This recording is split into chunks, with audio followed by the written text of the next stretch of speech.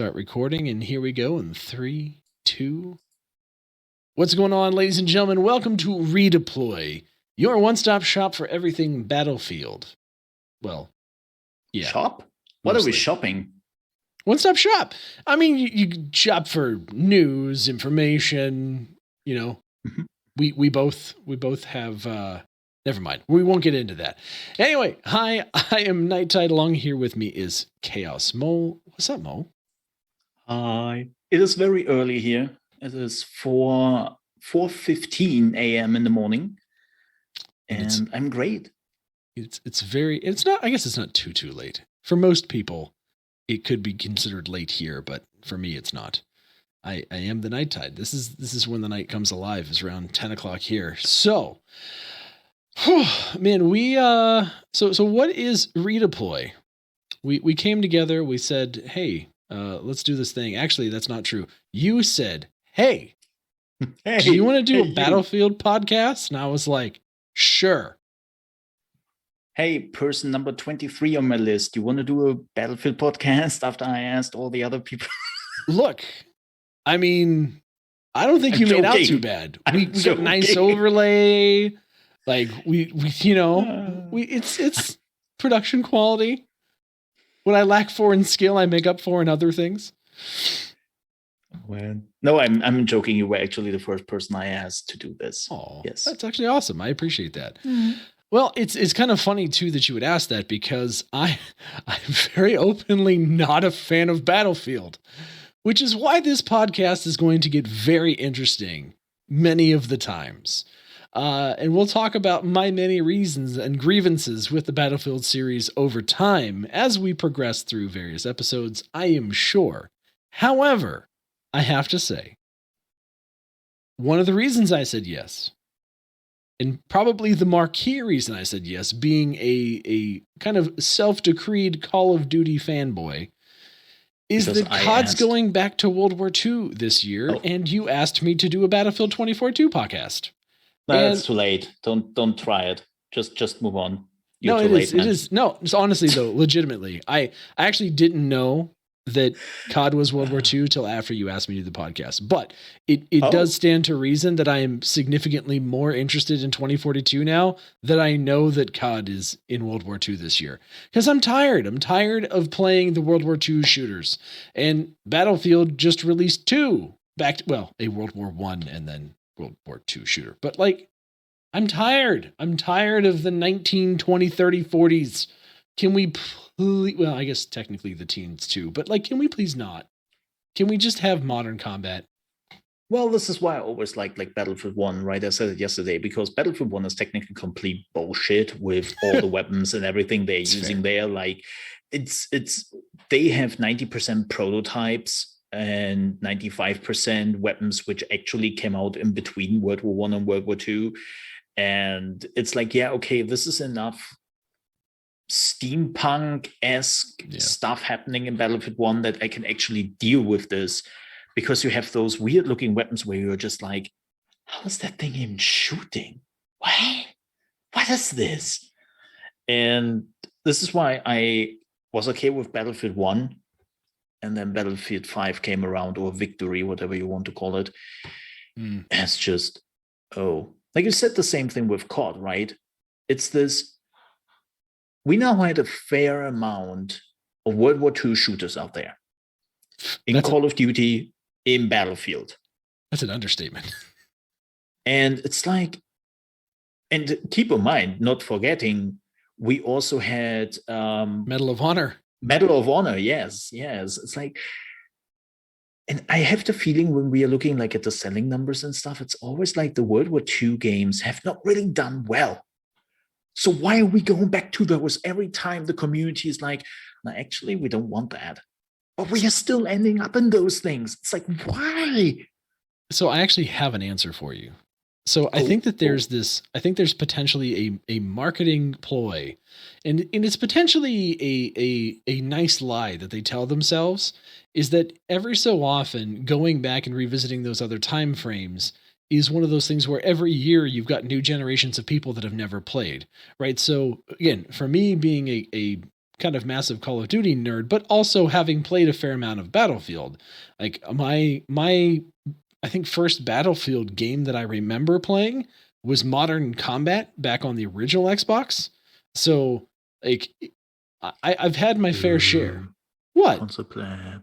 Boo. Modern Combat was neat. You could like swap between different people in the campaign, and with like as long as you had line of sight, you could like zip into their perspective. I'm just joking. No, dude, like it was legit, like a really neat game, and so that was kind of my first Battlefield experience. And I played the Bad Company 2, and Battlefield 3 and 4 a good bit, and then I just kind of I don't know, they just didn't stick with me because I'm someone that prefers that arcade experience. But to get back to the point, I think they seduce themselves with this lie that says, look, we've done modern now for a while.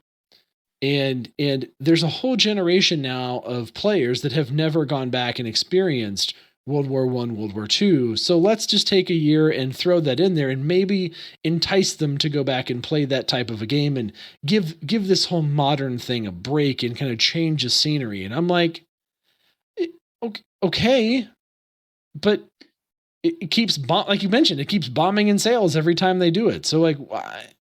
Because I think there is like what you said, like how they think. I can actually see them thinking that way, but I think it's an error in thinking and a lapse in judgment. Because yes, the new generation might have not played World War II in this game, but there are still tons of other games out there who do World War II on a daily basis, and they have frequented, like, what is it, Heroes and Generals, which is like a long-running game, Enlisted, which is now Hell Let Loose, which is also growing. Like, there are so many World War II things, and the thing is just, World War II doesn't change. It's a historical thing which happened with historical things, weapons, maps and whatnot, like always being the same. So even if Battlefield or Call of Duty says, yeah, this generation hasn't played our World War II yet, it is still the same thing because it's always the same weapons.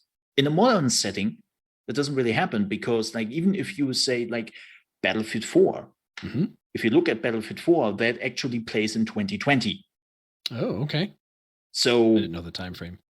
Yeah, we actually now like got past that, and they actually put weapons into Battlefield 4 which don't exist because they assume that those weapons would come to the armies. Like I think it's the AK-12 or something like that. It's a specific AK weapon which was assumed which actually go into service.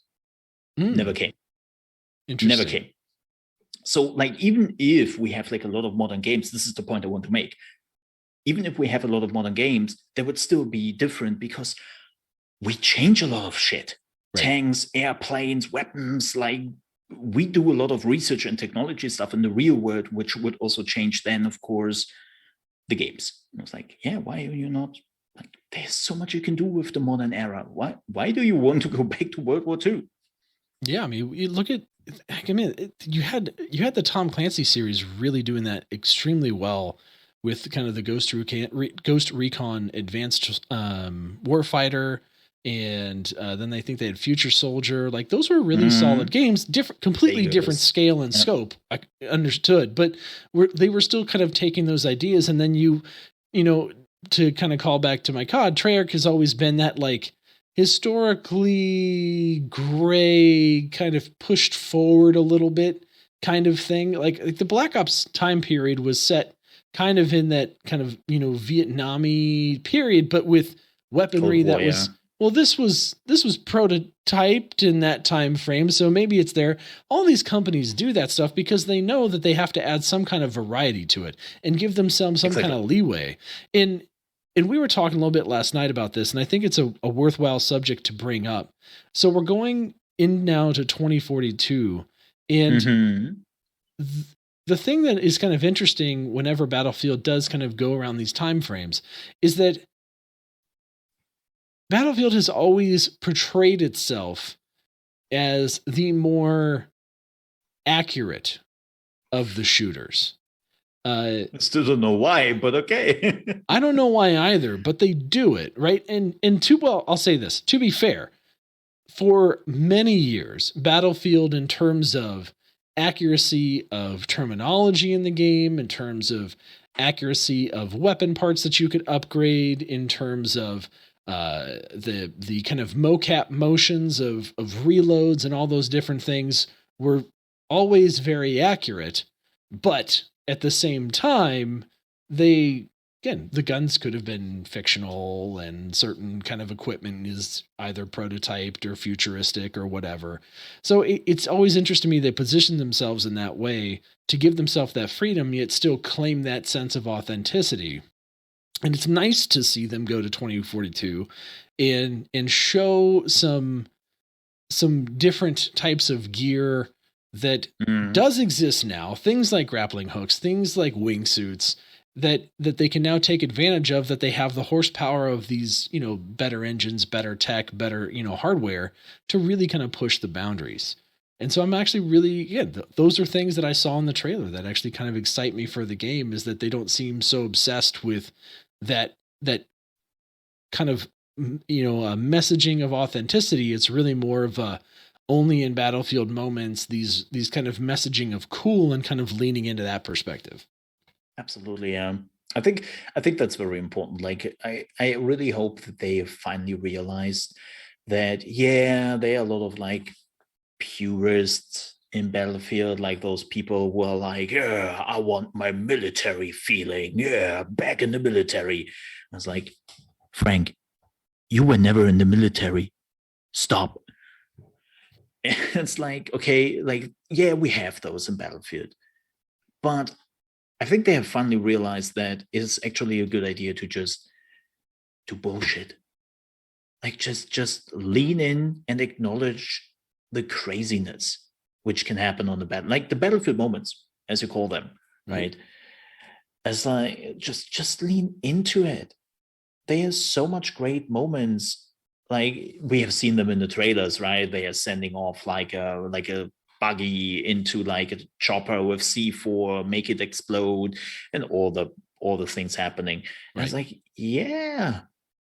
it's those moments the community will always remember. Like, if I have to think back, I have played all the Battlefield games. Okay. All of them. And I think the craziest moments and the most memorable moments I really had was in Battlefield 1. Because Battlefield 1 just said, fluff it. Like, just lean into it. Like, sure, what? A horse is making a train explode? Or you are like, I don't know, land on an airplane and then put some grenade in there, jump off, shoot the guy in the sniper, and land on the horse again. Sure, let's do it. Nobody asks. Like, just let's do it. And I think that's a good thing. So I think this is kind of a different kind of angle at this. I feel like that potentially the reason that they have leaned so hard into that kind of mindset was because traditionally there's a campaign that accompanies a Battlefield game. This will be the first one that does not have one, to my knowledge, right? No, actually they started, Battlefield started out with no campaign whatsoever. And then they started, Bad Company was basically the first game where they really did go for the campaign. And then they kept it technically till Battlefield 1. And then they started to have those mini campaigns. Yes. Where they were all like, there were some good ones there. Like, I still remember. Yeah, they were like what is it? The stories, the combat stories or whatever they were. Yeah. What did they call them? Like mini, his story is something like hero stories or something, some kind of story. I think war stories. Yeah, war stories. I think war stories. Like, the one I remember the most is The Runner, which was with the Australians. Okay. That was really one of the moments where I teared a little bit up by the end, and I was like, oh shit. But like, Battlefield 4 and Battlefield 3 had campaigns, and I'm still mixing them up. I'm still believing that it is the same campaign, because it's technically is like somewhere launched a dirty bomb in a city, and this is why everyone is going to war. And I was like, oh, yeah, okay, cool, whatever. And then they tried this again with 5. Okay. And 5 was so forgettable. Like, there was not a single war story where I was like, oh, damn. Well, that's kind of my thing, right? Is that they keep adhering to this concept of, again, authenticity, and they bring you these war stories that are, you know, somewhat based, right, but also meant to be entertaining and all those different types of things. Like I think I remember, and I don't know which game it was that I played a little bit of, and one of the war stories was like advancing through a blimp or something, and it ends with you like falling in a river. So it was crazy. Like It was five, yeah. it was absolutely Yeah. crazy. But at the same time, like that was cool. Like I was like, all right, that was actually a pretty neat mission. But I think when they ground themselves in these campaigns, and they try to ground themselves in this, like, this is what's possible, right? And this is supposed to be more authentic, of an authentic experience, and they're leaning into, the military language and the formations and all these different things. I think whether they want to or not, it kind of subconsciously makes you want to lean into that even more.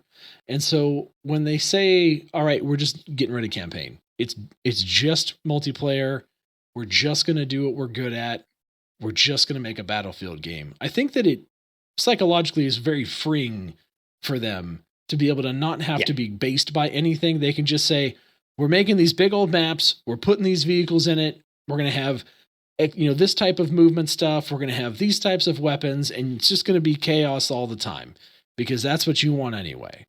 And I think that's a really kind of nice way to approach this. And they have probably also more time to do it, right? Like there's budget going into those campaigns. I mean, the cutscenes, as you said, they are good. They are looking good. Like the voice actors are normally really good. Like there's money in this. But I think nobody is really appreciating it. Yep.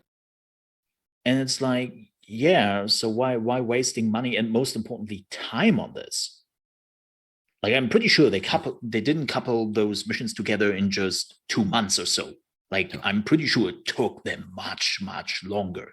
And they could have used that time to do the multiplayer better. 100%. It's this weird, and this goes into a different topic, is DICE has this problem that they are always trying to do something which nobody asks them for doing so. Okay.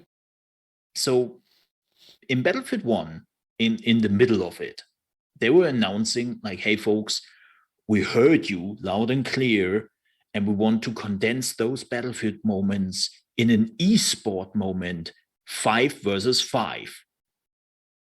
And every Battlefield player is like, huh? What? 5 versus 5? Okay, yeah, sure, EA. Yeah, sure. Like, I think it never released. The 5-on-5 mode never released or something like that. And it was like, yeah, because nobody asked for that. And then Battlefield 5 came around and they were like, yeah, we got you, fam. Battle Royale is coming. Now, I will say this. COD Warzone is essentially taken over COD. And it's a very strange thing for me as someone that so let me give you a little bit of background. Like this is how much of a COD nerd I am. Okay. It was kind of a perfect storm of things that happened. When I graduated college, was my senior year of college, was the kind of like when COD 4 came out, the original Modern Warfare. And so I played that game ad nauseum and graduated college, and then was engaged at the time and living on my own for a year before my wife and I got married. And I was away from my family, basically living by myself in this little apartment, working full time. And then I would come home and like, what do I do? Nerd! Yeah. So what do I do? So I actually started a gaming community with some friends that I had met online. And we started this community that got very large over the next 4 or 5 years, and jumped from COD to COD to COD, and it was completely based around COD. So I played COD the same way that people would play like WoW. Like I played a crap ton of Call of Duty, and went through all the different series and all those different types of things. And there was a time where we branched off and played Battlefield 3, Battlefield 4, but we just kind of didn't get there with it. But it's interesting to see the evolution of how people approach these different games, and how COD really is this arcade shooter experience that the transformational experience for COD was really over the past few years when they were going into the future and doing things like wall running and all this other crap. And the community was like, stop it. Stop. Boots on the ground. Just make it basic. Just put it back to what it was.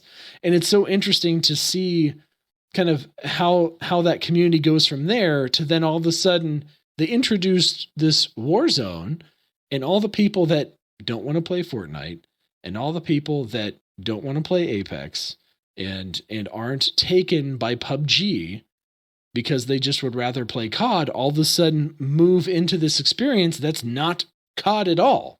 Like, so would you, can I ask you a question very quickly before we're moving away from that? Yeah. Would you say that Warzone is now the Call of Duty where they actually can try out shit they normally can't do in the normal Call of Duty games?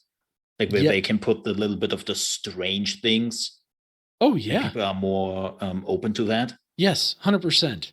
But the thing, like you said, how 5v5 is not Battlefield. Warzone is not Call of Duty. It's not a COD experience. It's not a tight 6v6, or at most in kind of like what was, the old big team battle, which was like 9-on-9.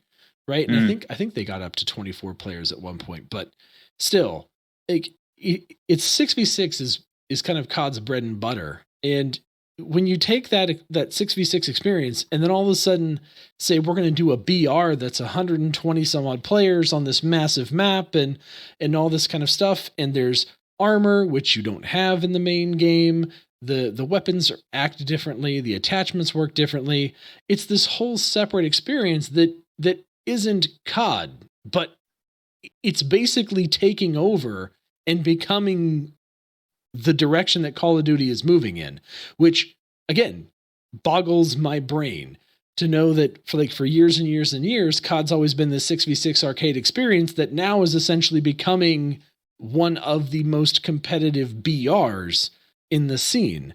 And I'm like, okay, but I could understand seeing the success of BRs, seeing the success even of Warzone, Battlefield wanting to get a piece of that action because they are the big team.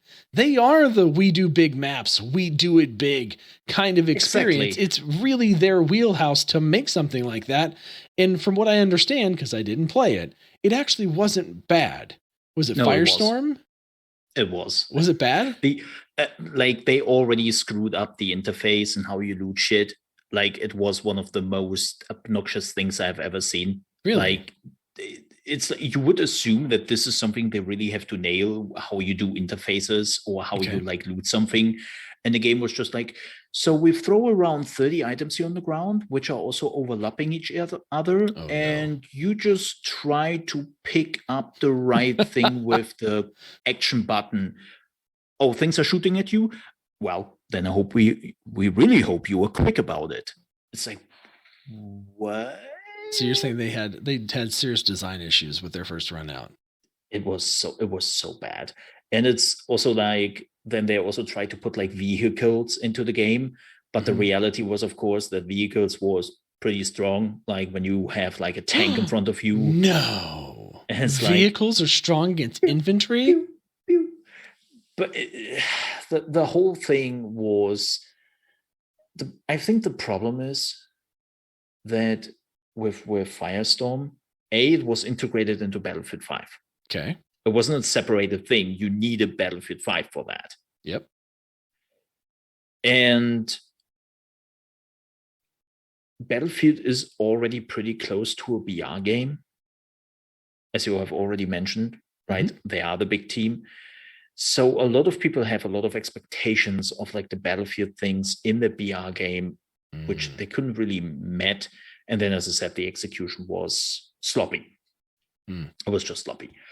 And people were just like, yeah, okay, well, Battlefield 5, not the best Battlefield game in the series. And this BR thing here, nah, Nah. Also a BR game in World War II. I'm with you. I understand the setting is wrong. Like that. What is it? Was it Black Ops 3? I think had Warzone initially, and it was part of the game, right? So exactly, yeah. you had to buy the game to play. They had zombies kind of modes in it and did some different stuff. Like you said, creative things, albeit creative things, good stuff.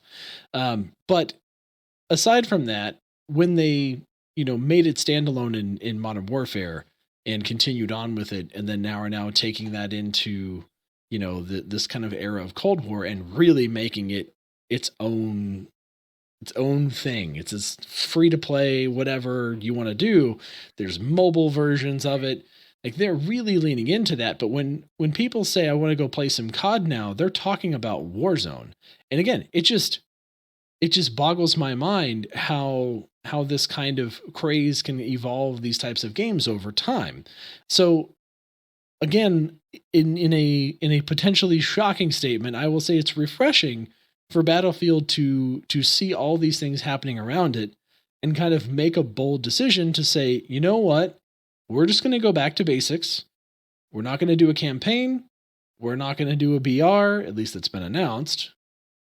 We're just going to make Battlefield cool. And we're going to bring back this experience where you can be all these different things. They've made them more flexible. So we can talk a little bit more about that if you're okay moving on. I mean, we can talk about like the game modes we maybe do get in the new Battlefield, because there have been already leaks left and right from people who have also leaked like the whole Battlefield shebang before, which is always unfortunate. But so it seems like the first mode we are getting is the hazard mode, which they have already announced. Well, they haven't announced what it is, but they have told us it's called hazard mode. And what we have heard so far from it is actually this is their escape from Tarkov mode.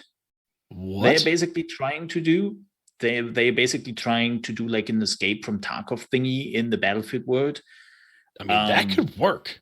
That could actually really work. It could, if they're managing that interface right this time. Again, I'm with you.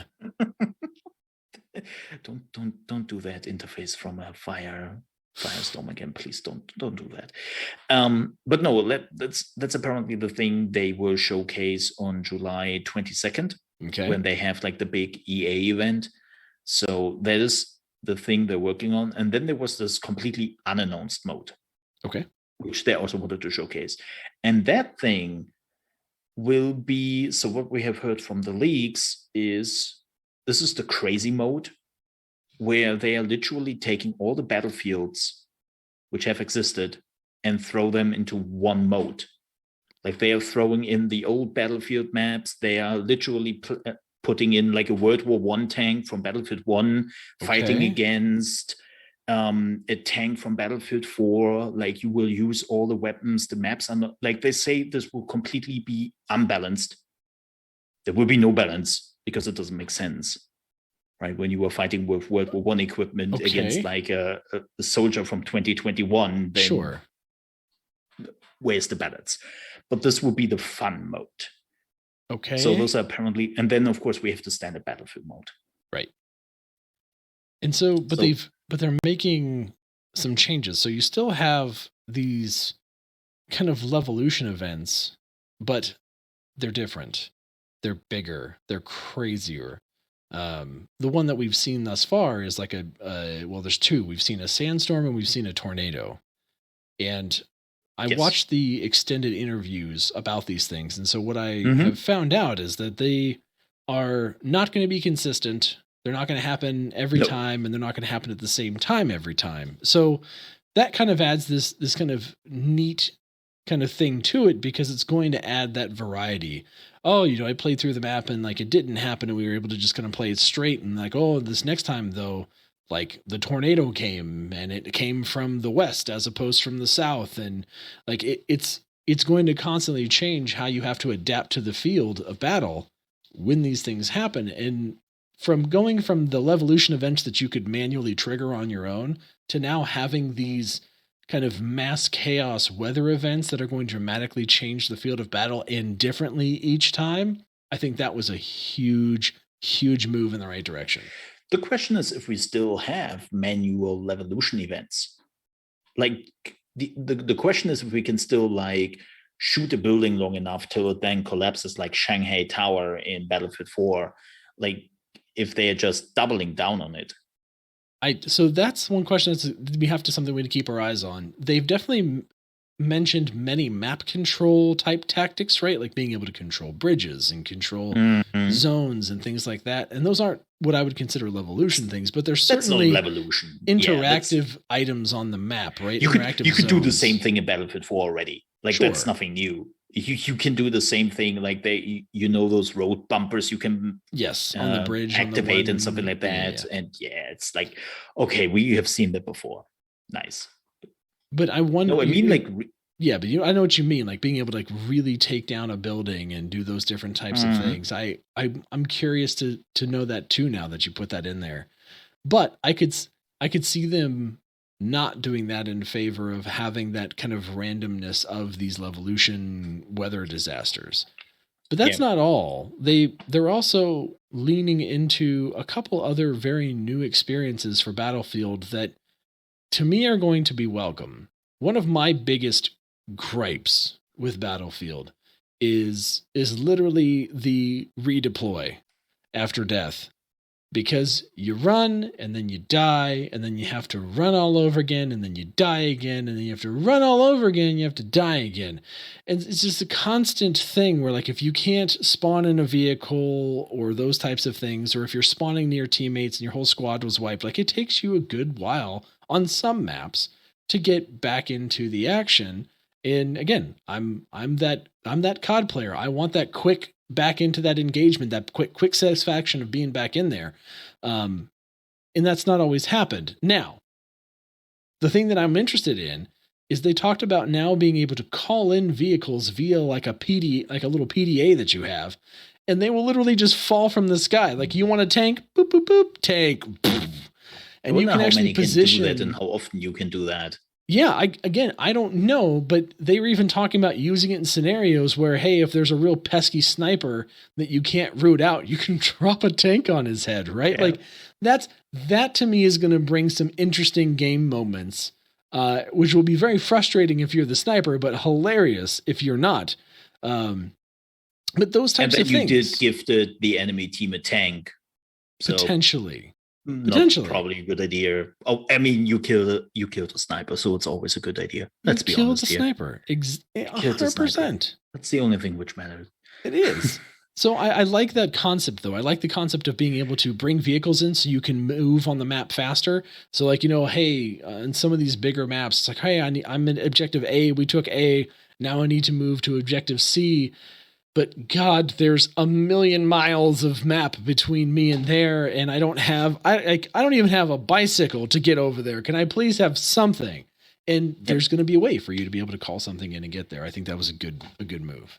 So here's the interesting part about this. What you were describing has been a problem, not at the beginning of the Battlefield games.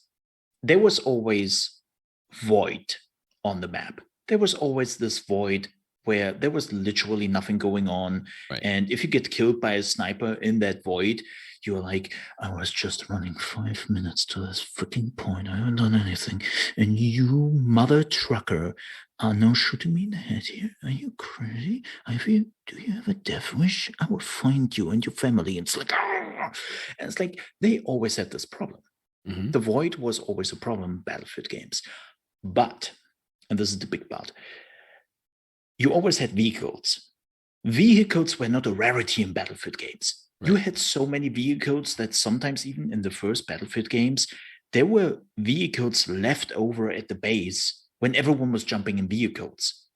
Vehicles were just a lot. Right. And then Bad Company, Battlefield 3, one of those two, they decided that vehicles are now a rarity, but they left the void on those maps. So you have this moment now that you literally have nothing going on and then you die, and it really infuriates you because you don't really have like a quick way to run from A to B. Right. And I don't understand this. They fixed it again with Battlefield 1. Yes, vehicles were still a rarity in Battlefield 1, but they had like a lot of like bikes and smaller vehicles, and also the maps were more condensed. You can spawn faster. Like, this is why Battlefield also talked to a lot of like Call of Duty players, because it was a very condensed experience.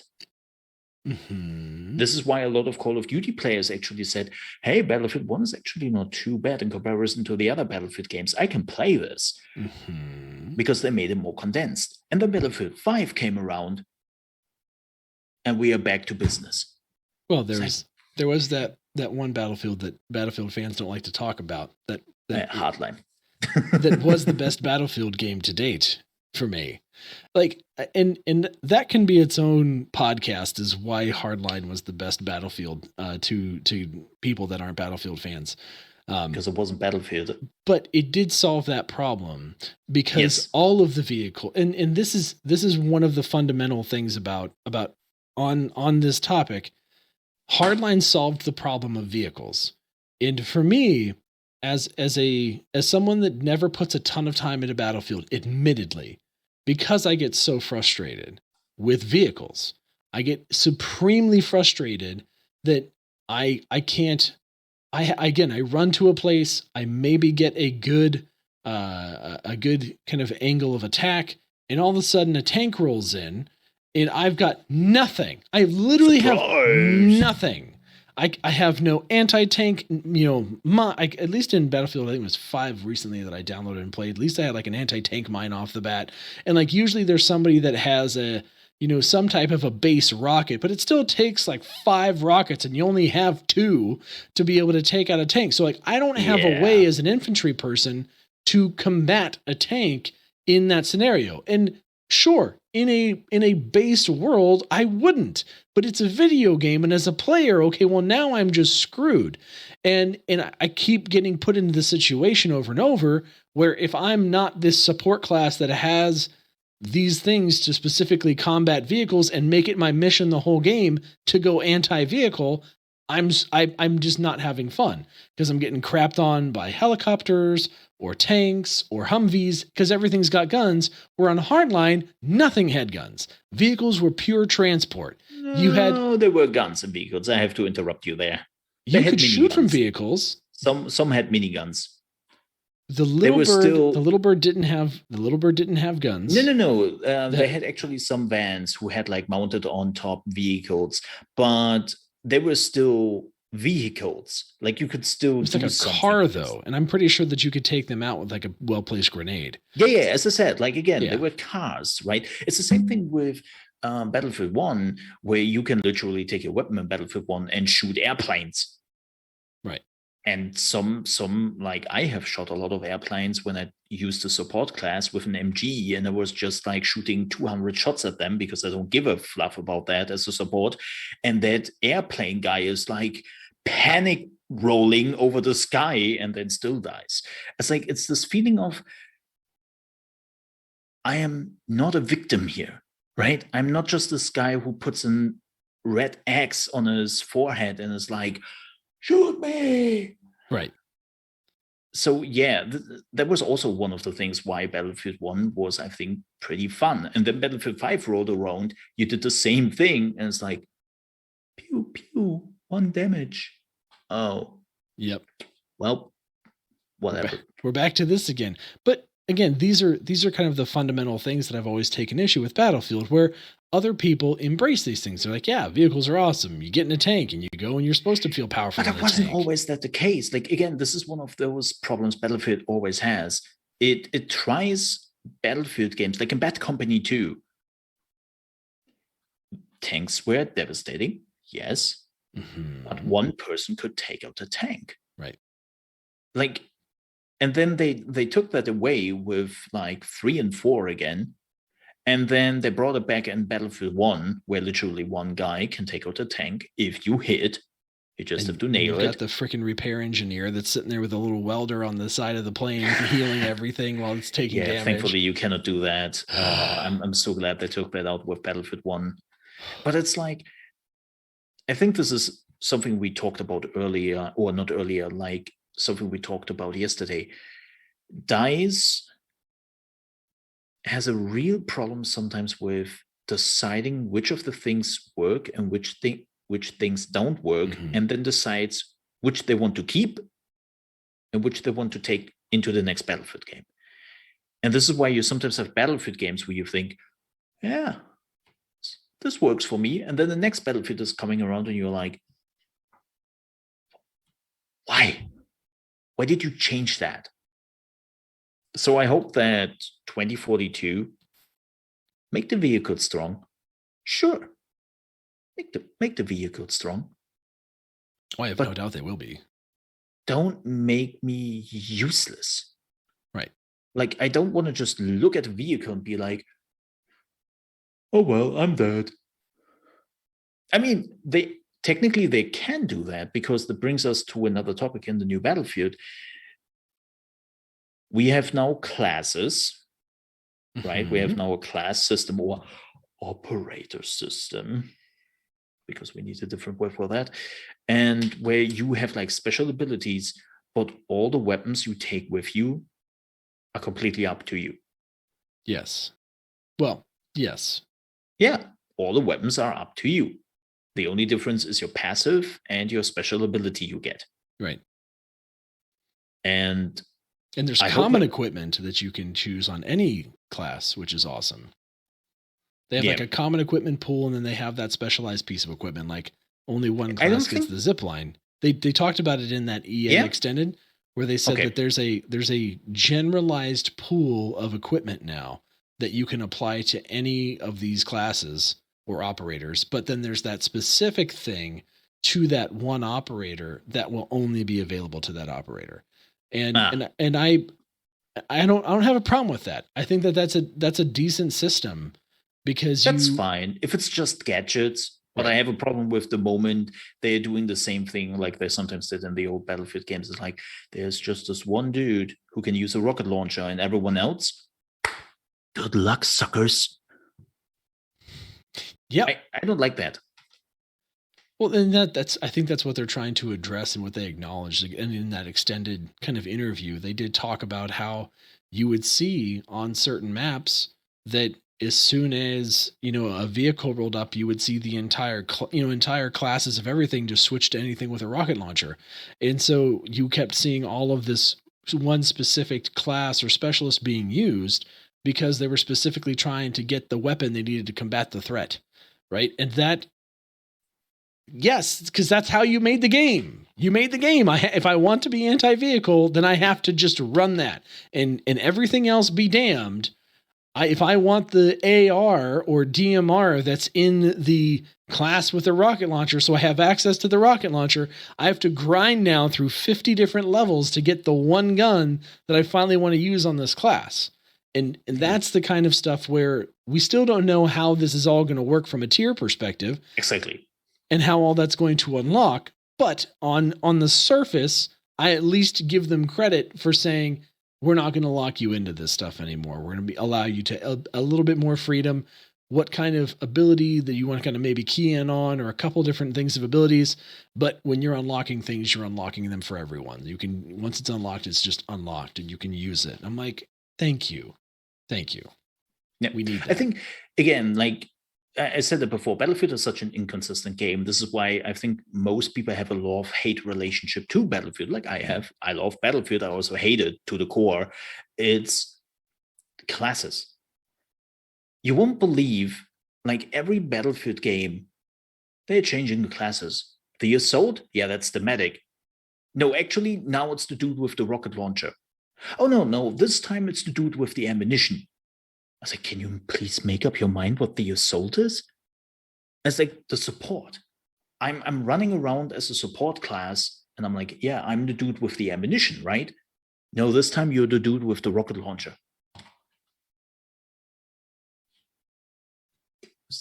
Why? Make up your mind, please. And it's just like this is sometimes what DICE has a problem with. It's this. We don't really know what we want to do.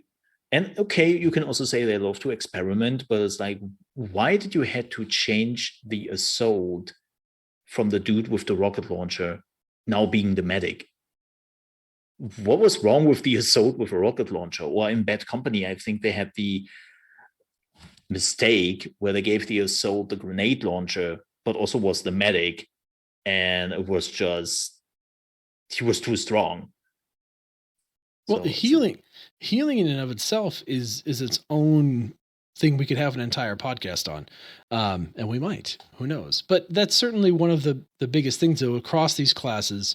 It's nice to see that they're leaning into, like you said, they're not tying themselves into this kind of historical kind of junk. They're really trying to make things more flexible, more fun. So I'm very excited to see what's going to happen on July 22nd and then to talk about it with you, because it's going to be one of those where if it's that fun, if they're giving you like a Tarkov mode that goes super, squad based, hyper realistic, kind of TTK and that type of thing where you're kind of lurking for loot and all that good stuff, that could be a super cool experience for Battlefield. Absolutely. Yeah. That they could really capitalize on. And it's funny you mentioned Tarkov, like everyone's jumping back in because there's a recent update, right? There was a wipe today and a big patch today. Yes. So everyone's jumping back in, and even me who has kind of mixed feelings about that game is still very much like, well, I could go play some Tarkov again. It was fun. But if that was in Battlefield and we could squad up and play a Tarkov-like experience inside of a Battlefield game, I would certainly be more amenable to that just on its face. But then again, I just want to see what kind of fun that they're trying to breed with the game, because that ultimately that's what I'm looking to experience, is that fun. And I think that this is one of those rare alignment of the stars, and we're getting close to time. So I'll leave us with this and we can kind of talk about this quickly and then wrap up what has been a very fun and eclectic first podcast. But I think that them leaning into the fun and foregoing these other things, which again, not having a campaign could have also been a product of COVID and not having people have access to all this kind of different stuff. Whatever the reason was, I support it. But I'm not mad at it, right? Yeah. So they're pure multiplayer. It's in the present near future timeline. It's bigger. It's crazier. It's what Battlefield has been in its most fun times. Amped up to 10 is what they're trying to market this thing as, in a time where you've now got your main competitor, Call of Duty, going back to World War II. Right? And you've got all of these kinds of stars aligning to really present yourself as that main kind of game. And with COD again focusing a lot more on Warzone than they're focusing on anything else. Like, I'm not gonna lie to you. That's why I said one of my main motivations for 2042 is the fact that I'm not a fan of Warzone. It's just not my game. I don't like BRs in general. I suck at them. No, I'm not good at BRs. I just don't like them. I don't like the gameplay loop. No, but I am a fan of that, again, of just regular multiplayer madness fun. Battlefield has the formula. They have the crazy. They're showing me the stuff that says, hey, you don't want to play Warzone? You're sick of playing Cold War and you don't want to play a World War II Call of Duty again? Hey, come over here and have some fun. Like, give me that. Give me that, and I'm yours at least for this year. Like, I mean that. I think, and there's a lot of my friends that are, from gaming community I'm currently a part of, that's made from a lot of people I've been friends with for like a decade at this point, that I met through COD, that are all like, hey, that 2042 is looking pretty sexy, isn't it? I'm like, yeah. And they're ready for a change. So this is your window, DICE. This is your window, Battlefield. Let's just see what they're doing with it. Because DICE, again, like Battlefield 5, when Battlefield 5 came around, the beta started, the alpha started, I was actually one of the people who played this, and I was like, holy shit, this is it. This is the best Battlefield they ever made. Oh my God. Yeah, sure, it's World War II, whatever. But, oh my God, this is it. The balance, the weapons, the TTK, like everything just makes sense out of nowhere. And then the open beta came around with their new build, and everyone was just like, this is the shittiest Battlefield I've ever played. What the heck? They changed everything from the closed beta to the open beta. Like, they completely played with like all the balance, and it just felt completely wrong. So let's hold the breath here for a moment, because they can be amazing, and then they're making some decisions where you're just like, have you hired some interns? What is this? What's going on here right now? Damn interns. It's so weird sometimes. It's so weird with DICE. Like, again, love-hate relationship, literally. I love them. I have played every Battlefield. I have hundreds and thousands of hours in them sometimes. Mm-hmm. But then they have those moments where you are just like, why did you do that? Like I said, I sympathize from the COD side for sure.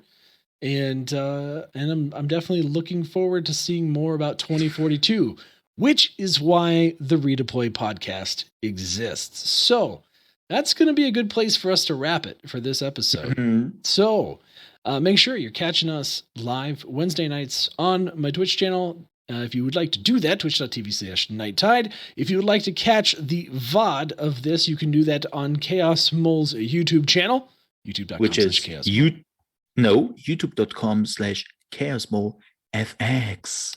Because somebody has the Chaos Mole with 2 subscribers and not using it. What can you do? Yes. Well, damn it. I think I need to update the subscribe thing. See, what you see below right now, add an FX to that. It's fine. Just put an FX on it. It's an FX, yes. Just Chaos Mole FX. And if you want to catch me on the other live streaming platform, it's trovo.live/ChaosMole from Monday to Friday, starting at 9 a.m. ET. You should totally do that. And follow all of us on Twitter by the same name. You are Chaosmole FX on Twitter, correct? Yes, because same problem there. Like, some dude has my account. It's an unfortunate situation. And you can catch me, fortunately, Nytetide everywhere, including Trovo, on some nights. But this also will be available in podcast form wherever you're planning on listening to all this good stuff. So make sure that you guys subscribe where eligible, follow where eligible, and come hang out with us, because, damn it, we're going to be talking about some Battlefield. But that's it for us. You were like, one last thing, if you're looking for Spotify and you put in Redeploy Podcast, it should show up there tomorrow or in the next 2 days, depending on how quickly Spotify is. That's it. All right. Yeah. Depending on what you're using to distribute, it goes pretty quick. So, again, follow Redeploy Podcast wherever you can find it. We do have a Twitter account at Redeploy Podcast, which we will be using more actively to tweet out the podcast when episodes are live, all those different things. We are your one-stop source for Battlefield 2042 news. That's going to do it for us. One tank stop. One tank stop. See everybody.